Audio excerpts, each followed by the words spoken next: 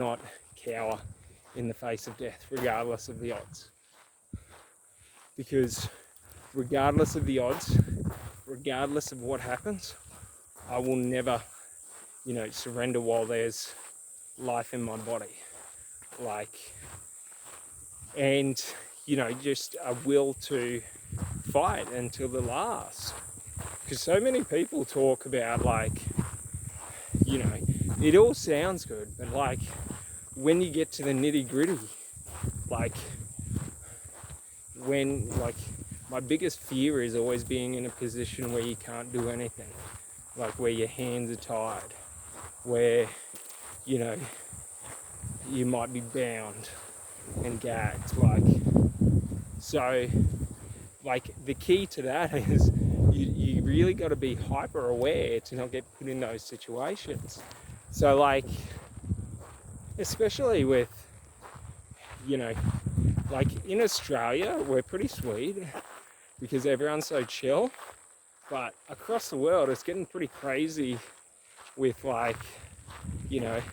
in Europe and stuff. You've got the sex trafficking, which is so terrible, and then you've got South America, you got the cartels just killing everyone. South Africa, you got the racial violence. So it's there are so many places where it's just almost pure chaos. And that's what I love about getting out into nature. Especially the places that I go, this walk now, okay, 99.99% of people are gonna drive it. Woo! Whoopah! Yeah, 99% of people are gonna drive it. So, I don't have to worry about, people, someone could drive up on me, but no one really cares about me. You know what I mean? You don't have to worry because most people are just doing their thing and enjoying their life. So many people get so in their own head that everyone is coming to get them, and usually this is because they show off and flash wealth and the wrong people see it. So it's one of the awesome things is if you dress like a hobo, everyone leaves you alone. You know what I mean? You can dress nice when you're in a nice place, but you wouldn't want to wear a $5,000 watch when you're out in the middle of nowhere hiking, because who knows what may happen. You never know. I don't know, everywhere I go, but I always feel safe because I'm willing to defend myself in every moment. So it's when I travel, especially when I traveled internationally, when I lived in Sweden, I used to walk from Göteborg to Landvetter. Yeah, I can still say it. After work. So I'd finish working at the bar at 3:30 a.m. and in the middle of winter I'd walk 20 k's back to my ex-girlfriend's house. And the funniest thing is the first time is always so stressful because you're not sure which way to go. But the other thing is we're talking temperatures of -15 to -20. So these are dangerous situations that I put myself in, but I'm never in danger because it's only 20 kilometers. As if I'm gonna ever get hypothermia in that time. If I notice my core temperature dropping, well then I just exert more energy. And unless you have the most nutrient deficient diet, we've all got so much energy, because you got to understand at any moment, right, you think you're using maximum exertion, we're only ever using 10% of that potential exertion. So an important thing to understand is when you think you're giving it your all, you've still got 90% in the tank. So it's just really about understanding that understanding that and getting into, you know, how do I adapt, or how do I get the extra usage out of my muscles, or the extra energy out of my body. Now I'm pretty lucky. I got ADHD, so that means I have like unlimited energy. So even like when I'm at my most drained, I'm only ever about 20% drained. So I can always just keep going forward. And that's one of the things, is you don't learn how to unlock that potential until you take the action of pushing yourself beyond your capabilities. So like that's one thing I love to do. So like I got a goal that I want to walk the Appalachian Trail over like a 3-month period. I reckon that would be so cool, like 3 months out in the middle of the wilderness. But like, mind you, as soon as I get to America, I'm finding out how to get a gun. Like either that or a hunting knife or a crossbow, because there's no chance in hell that I'm going out into those woods without a way to defend myself against animals or people.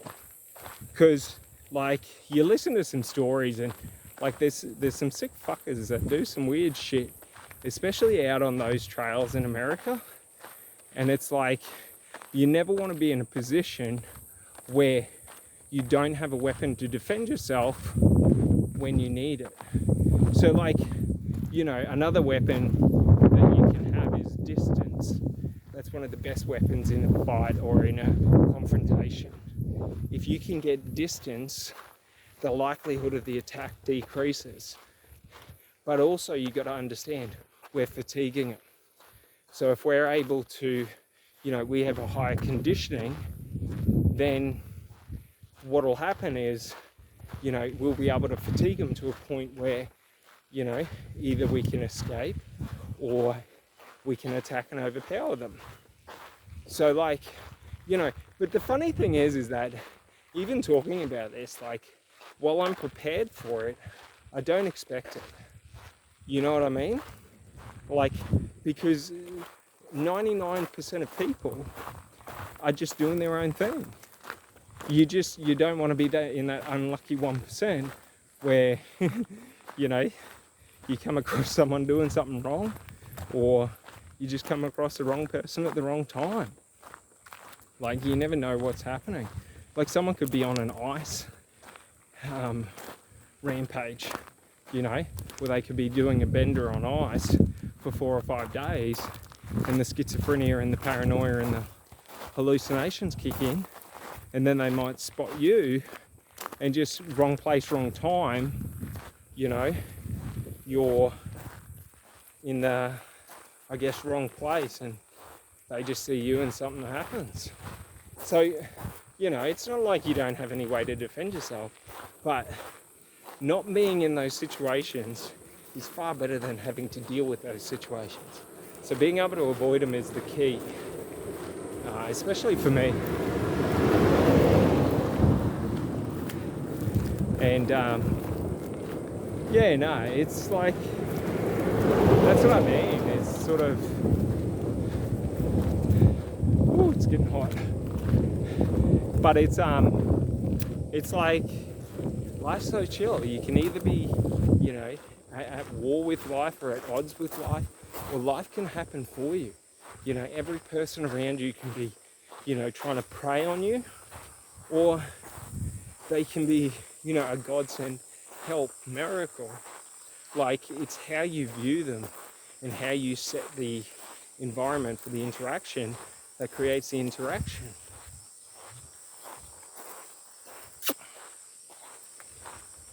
Or that dictates the interaction. So like, you know, if you're non-threatening, rarely is threat needed. You know what I mean? So like, you know, if you promote that you're an agreeable person that's reasonable, and you're, you know, you're not you know, and attacking them is not even on your mind, that decreases the likelihood that they'll have attacking you on their mind. It's sort of like when you have to defend against attacks, or when you feel the need to defend yourself against attacks, you promote to people to attack you subconsciously, which is so funny. Because like it's so counterindicative, like, or counterintuitive, that like by you preparing to defend yourself, you invoke people to attack you. So in your behavior and your body language and your thoughts, if you're thinking about defending yourself, you're promoting to people to come and attack you, which is so funny, because I didn't realize that for so long.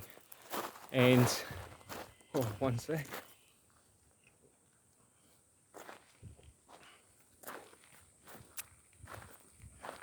Yeah, I didn't realize that for so long.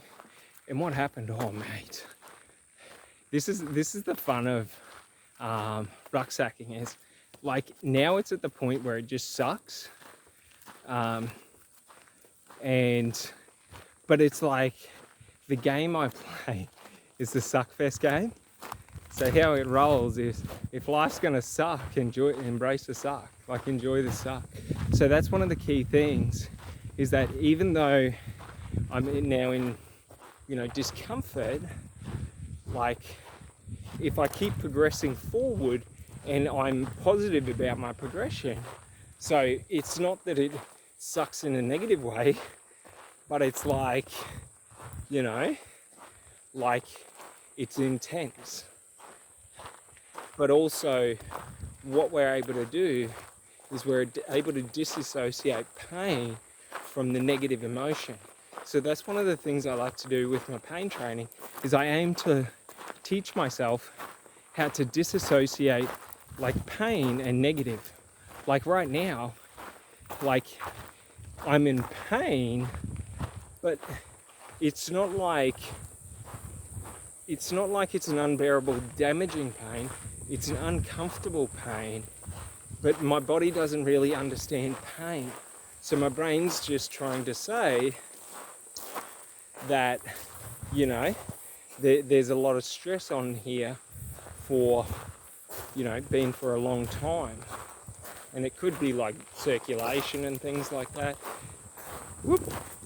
But the key thing is, like, if you just keep pushing through and you don't focus on the pain and you sort of just ignore it, it'll go away. Because that's the key thing, is that pain is just a sensory signal. So if we flood our brain with other sensory signals, so we start to notice the trees a bit more, take in the breath of the wind, like, you know, feel the wind on your body. Like, if we do this, we're able to then focus, because you think about like your brain is like a computer, right? So it's got so much processing ability. So if we force the mind to process new data and we flood it with new data, it sort of ceases operations on the old data. So like, that's one of the key things. But the other thing is by pushing through it, you realize that it's not as bad as you think it is. So while it's uncomfortable and while it's, you know, it sucks, and it's a strain, it's sort of like, it's okay. Like, that's what it was meant to be. It was never meant to be anything else. So like, it's getting used to that. And over time, you build the muscles up. Like, that strain is just the muscles in exertion for a long period of time.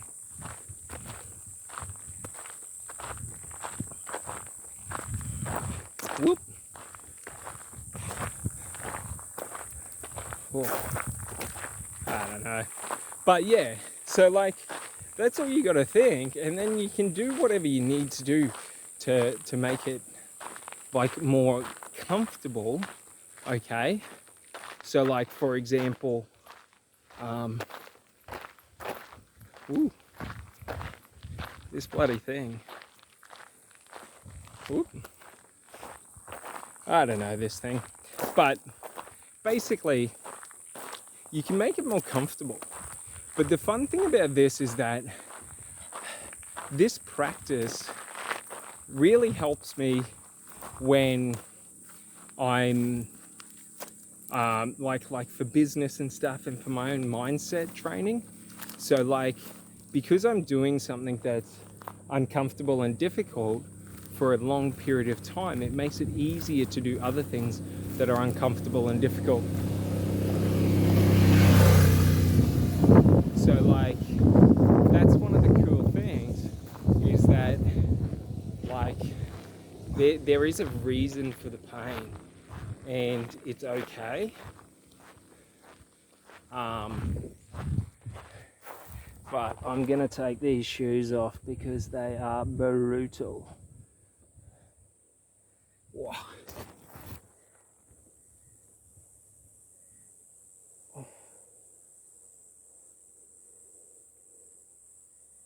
Woo.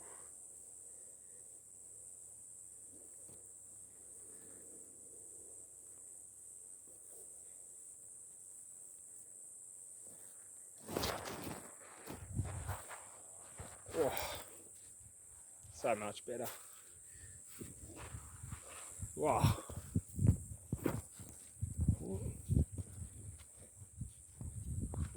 Alrighty. Alrighty. Sorry about that. Oh.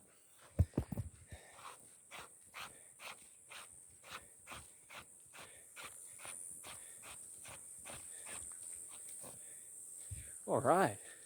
Sorry about that. Oh, so much more free. It's actually funny with barefoot. They've done studies on it, and when you force yourself to go without shoes for a long period of time, like 2 or 3 years, your feet actually shift and develop. So like they grow and they expand, and it's really funny because it's sort of like whatever you want to train your body to, your body will adapt and has the ability to adapt and evolve to it. So like, it's the same with your mind. So like, anything you want to do in life, anything you want to learn, anything you want to accomplish, or anything, you can accomplish it in not an instant, but basically you can accomplish it if you just put your mind to it and you just believe you can. Whatever the outcome you believe is the possibility, is the likely possibility, will be the outcome you move towards. So like, that's a really cool aspect of life that I've learned, is that, oh, no one's coming, is that by understanding where to direct your focus and how to direct your focus, you're able to accomplish anything you want in life. And for me, like personally, like this is what I seek to accomplish. So like, you got to understand that dream life that you want and that you dream of and that you aspire to have, you can have it once you're ready to just be it. It's just the actions, the doing. So like, by me coming out and doing this, I am living that life. You know what I mean? Like, so like, for anything in life that you want or that you desire, or you know, that you're obsessed with or into, you naturally, whatever outcome you believe is the outcome that's possible, is the outcome that you will create, which is so wild because like essentially anything and everything is yours, and the reason you haven't gotten what you want is because of you. Just like the reason I haven't got what I have wanted is because of me. And it's so liberating because then we realize at any moment we can have, be, or do anything we want to be or do or have. So like it's just a choice, and it's a choice to, you know, embody that person through action, through worship, you know, worshipping through the actions you take. So like, for example, if you want to be successful in business, it's like what you have to do is worship business through the actions you take within your business. You know, how much effort do you put in? How much do you spend or do you invest to learn and improve your knowledge? How much do you invest into your team or into the systems? So like, but it's still the same in life. Like if you're not at that income that you want, it's purely because you made a decision long ago, just like I did, that you weren't allowed to have that income just yet. Because regardless, if you ask yourself, how do I get to my income? So like, a goal for me is to get to like $50,000 a month in business income, which isn't overly difficult to get to, but that's sort of like, you know, when you get to there, you unlock a lot of potential, because you have such great income in terms of such great money coming in, that if you utilize it right, you can, one, minimize the tax that you pay, but also you can create change. So that's like one of my goals, is to eventually in the next 2 to 5 years start building economies in the third world and going to places like Indonesia and setting up my own investment bank, a private investment bank, and then basically getting the resources and education and the right skilled people there to be able to basically educate these small dislocated communities on how to use the internet, you know, to sell online into America and stuff like that, but also on connecting them out, and if there is no network, building out that network of resources so that they can thrive. And it's about creating a ecosystem of all different kinds of, you know, businesses in the economy, and the more diverse the economy, the more robust it is. But it's just about, you know, it's sort of like it's how you solve like poverty.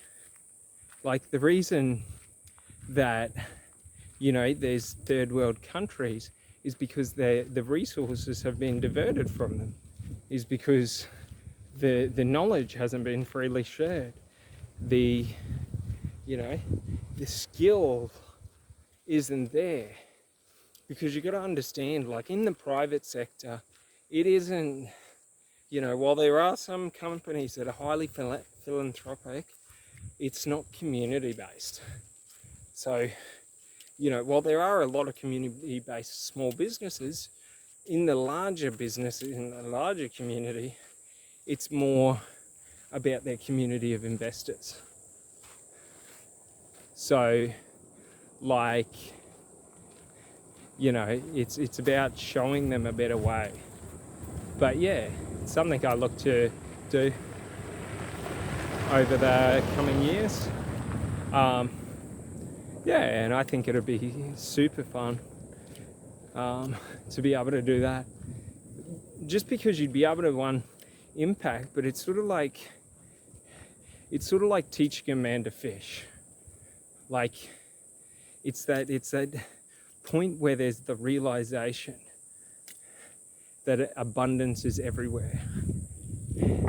That's like the best feeling, is when you can share that with someone to the point where they now feel the optimism and have the optimism and share the belief that abundance is there. It's just so empowering, and that's how you empower people. Because that's one of my goals, is to help empower and uplift people. Just because, like if you're going to do anything, like, wouldn't you want to do that?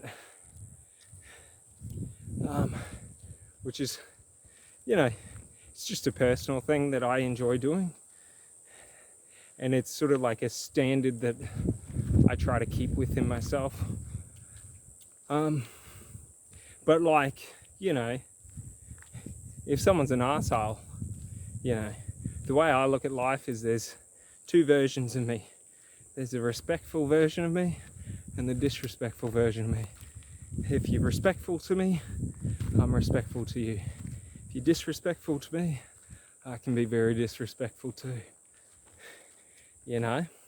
So it's sort of like, however someone wants to treat me is the side of me they'll see.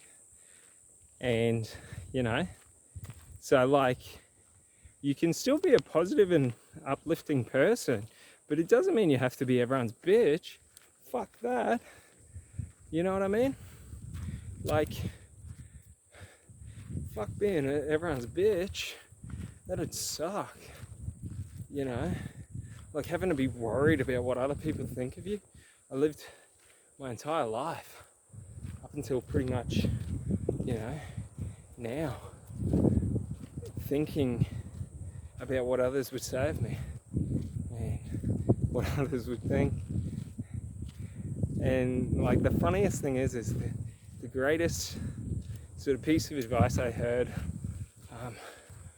that really helped me to not worry about others' opinions is,